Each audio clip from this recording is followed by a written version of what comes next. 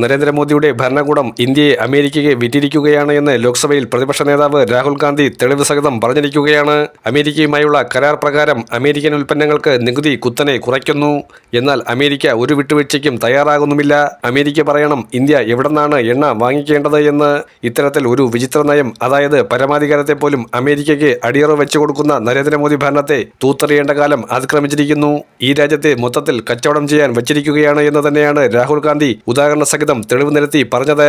രാഹുൽ ഗാന്ധി പാർലമെന്റിൽ പ്രസംഗിക്കുമ്പോൾ അദ്ദേഹത്തെ തടസ്സപ്പെടുത്താൻ ഭരണകക്ഷിയംഗങ്ങൾ, പ്രത്യേകിച്ചും പാർലമെന്ററി കാര്യമന്ത്രിയായ കിരൺ റിജിജു ഉൾപ്പെടെയുള്ളവർ ഘോരഘോരം ശ്രമിക്കുന്നുണ്ട്. രാഹുൽ ഗാന്ധി അയോഗ്യനാണ് എന്നുള്ള രീതിയിലുള്ള പ്രസ്താവനകളൊക്കെ പലയിടത്തു നിന്നും ഭരണകക്ഷി ബെഞ്ചംഗങ്ങൾ പറയുന്നുണ്ടായിരുന്നു. അതൊന്നും വകവയ്ക്കാതെ രാഹുൽ ഗാന്ധി മണിക്കൂറുകളോളം സമയമെടുത്ത് നീണ്ടുനിന്ന അദ്ദേഹത്തിന്റെ പ്രസംഗത്തിൽ മുഴുവനായി ഈ രാജ്യത്ത് നരേന്ദ്രമോദി അധികാരത്തിൽ വന്നതിന് ശേഷം സാമ്പത്തിക തകർച്ച ഉണ്ടായത് എങ്ങനെയെന്നുള്ളത് തെളിവ് സഹിതം നിരത്തുകയാണ് ചെയ്തത്.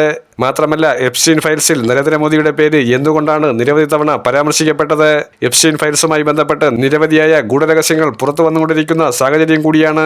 ഇത് പബ്ലിക് ഡൊമൈനിൽ അക്സസിബിലിറ്റി ഉള്ള രീതിയിലേക്ക് അതിന്റെ കുറെ രേഖകൾ ഇതിനോടകം തന്നെ വീണ്ടെടുത്തു കഴിഞ്ഞിരിക്കുന്ന ഒരു സാഹചര്യം. രാജ്യത്തിന്റെ ഭരണത്തലവൻ ഇത്തരത്തിൽ ഒരു ലൈംഗിക കുറ്റവാളിയുടെ ഫയലുമായി ബന്ധപ്പെട്ട വിഷയത്തിൽ അദ്ദേഹത്തിന്റെ പേര് എങ്ങനെ പരാമർശിക്കപ്പെടുന്നു? BJP അതിനെയൊക്കെ തള്ളിക്കളയാൻ എന്തൊക്കെ ശ്രമിച്ചിട്ടും, എന്തൊക്കെ വെള്ളപൂശാൻ ശ്രമിച്ചിട്ടും അതൊന്നും ഒത്തുവരുന്നില്ല എന്നുള്ളതാണ് യാഥാർത്ഥ്യം. കാരണം ജനങ്ങൾക്ക് മനസ്സിലായി തുടങ്ങിയിരിക്കുന്നു, ഡൊണാൾഡ് ട്രംപുമായിട്ടുള്ള വെറും ഹ്രസ്വകാലത്തെ പരിചയം എങ്ങനെയാണ് ഒരു ട്രൂ ഫ്രണ്ട്ഷിപ്പിലേക്ക് പോയത് എന്ന് കൃത്യമായി മോദി വ്യക്തമാക്കേണ്ടതുണ്ട്. അദ്ദേഹം എന്ത് രീതിയിലുള്ള അടിയറവാണ് ഡൊണാൾഡ് ട്രംപിന്റെ മുമ്പിൽ വച്ചത്?